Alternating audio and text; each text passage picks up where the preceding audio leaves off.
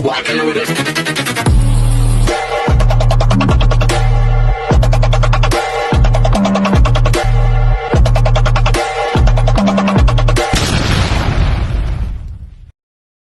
Hello beautiful people! Welcome back to my channel. It's your Mama Sam dito sa Sam Sam TV. Kamusta naman kayo mga amigo, amiga, kumare at kumpare? Sana lahat kayo ay okay at safe ngayong araw na to. Syempre kung ako naman ang tatanungin ninyo, nakikita naman ninyo ang fresh pa rin natin, di ba? So gabi na yan. So sana lahat kayo ay okay at nakakain na ng inyong hapunan or ng almusal kung nasaan man kayong bansa, at sana lahat kayo ay panatag at okay. So yun naman ang importante, lagi tayong okay. So happy Monday sa inyo lahat.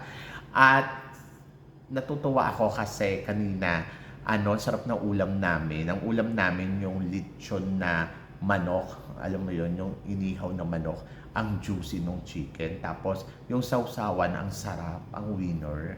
So talagang dami kong nakain today, kaya bibili ako ng Yakult sa 7-Eleven, kaya nandito ako sa lobby. Sabi ko magbablog na muna ako.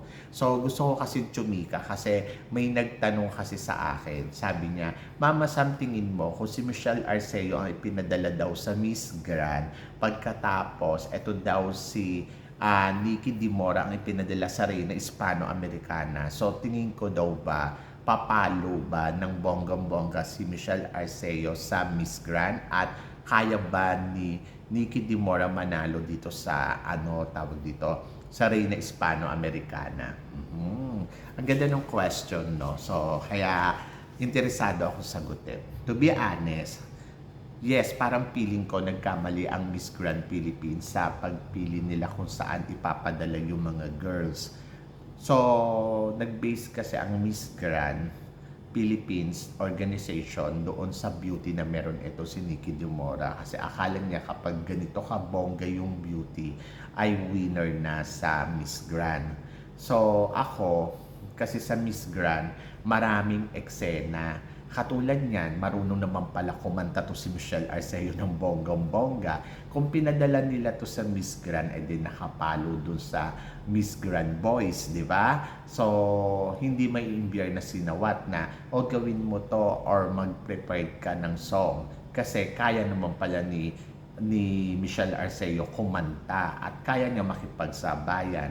So, nakita naman natin sa closed door interview, nung pinakanta si Michelle Arceo, parang game na game. So ako, para sa akin, oo nga no, bakit hindi si Michelle Arceo yung pinadala doon sa Miss Grand Philippines? Eh Diyos ko naman, yung beauty ni Michelle Arceo, pak na pak talaga. So nakita naman natin dito sa Reyna Hispano-Americana na talaga naman lumabas yung beauty niya na wow, ang Diyosa ng dating, di ba? So kung siya yung pinadala natin sa Miss Grand, baka hindi tayo nabokya. Pasarela, panalo naman yung pasarela niya. Nakita naman ninyo na talaga namang kumabog at may eksena pa. May signature walk siya, yung nagtutwist na ganon. So, ang ganda kaya doon ni Michelle. Saka syempre kung sa Miss Grand, mas kakaliber talaga ni Michelle yung eksena niya. Yung evening gown niya, Diyos ko Lord, ang ganda.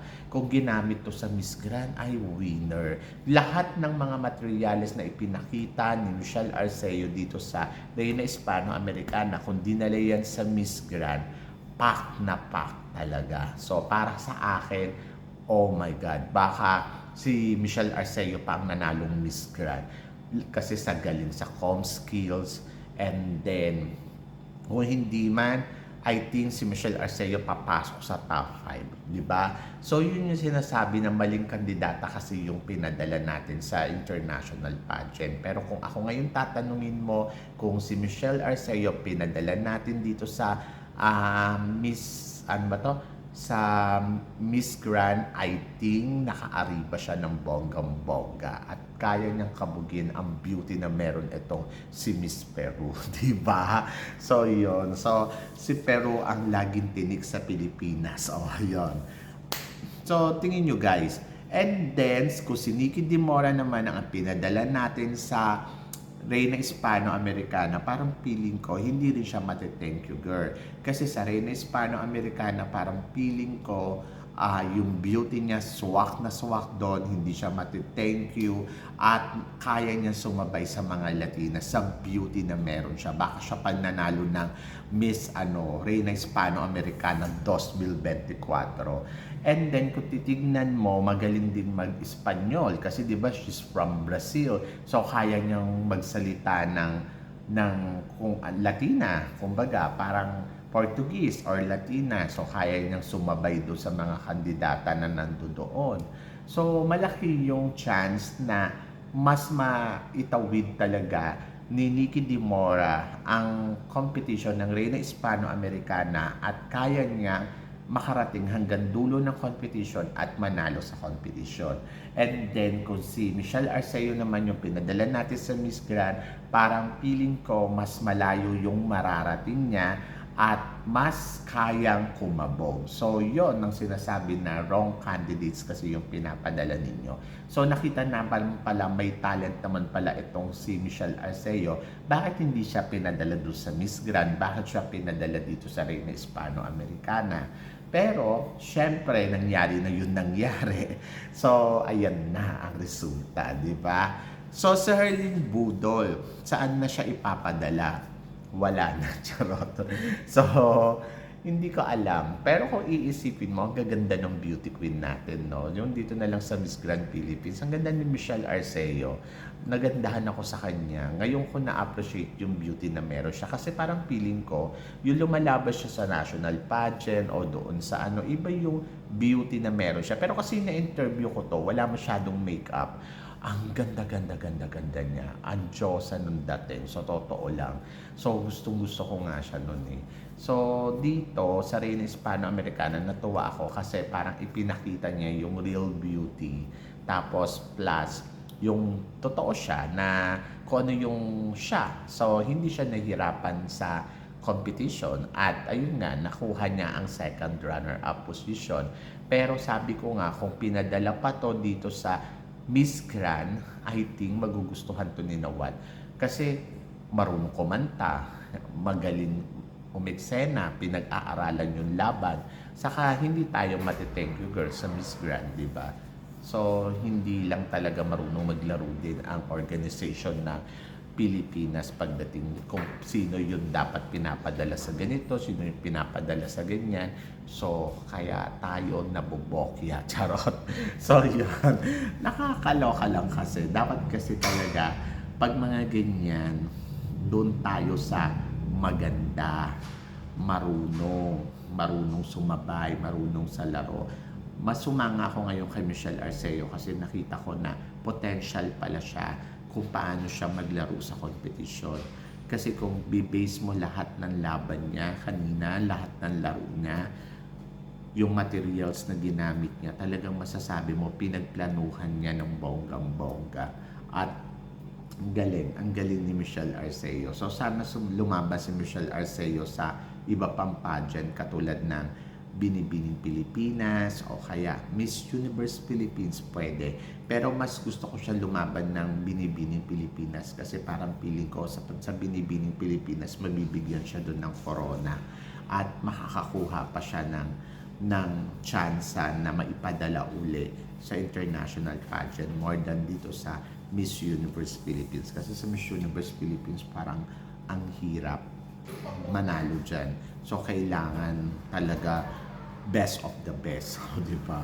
So, yun. But, abangan natin si Michelle Arceo kasi sabi naman ni Michelle, pag hindi daw siya dito nanalo sa Reina Hispano-Americana, for sure daw, lalaban pa daw to ng iba pang pageant. Malay mo, mapunta sa kanya yung Binibining Pilipinas International, di ba, in the future. So, malay natin.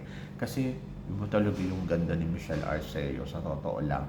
Pwede to isa lang talaga sa Miss International or kung saan man pageant pa. So, do you agree guys? Kasi ako talaga, promise, agree ako. Charot.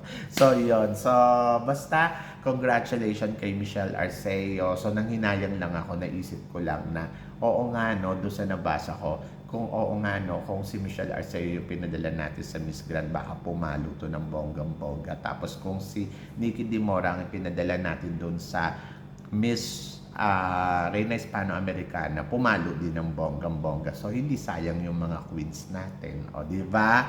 So, yon kayo ba guys? Ano guys ang tingin ninyo dito sa mga pinag-uusapan natin? So, please comment below para at least malaman ko naman kung anong opinion ninyo kung pinag-swap nila or pinagpalit nila yung title na dapat mapunta sa kanila. So, please comment below para at least malaman ko kung ano ang chika mo. So, yun guys. Guys, maraming salamat. Syempre, sa inyong lahat sa walang sawang suporta at pagmamahal na binibigay ninyo dito sa channel ko. At sa mga hindi pa po nakaka-subscribe dyan, please don't forget to click like and subscribe my channel. At i-click nyo na rin po ang notification bell para lagi kayong updated. Syempre, sa aking mga chika. Sabi nga ganon, always keep smiling and always think positive. Walang imposible, magtiwala lang tayo sa itaas. Kaya guys, hanggang dito na lang, hanggang sa muli nating chikahan. See you tomorrow. Thank you guys.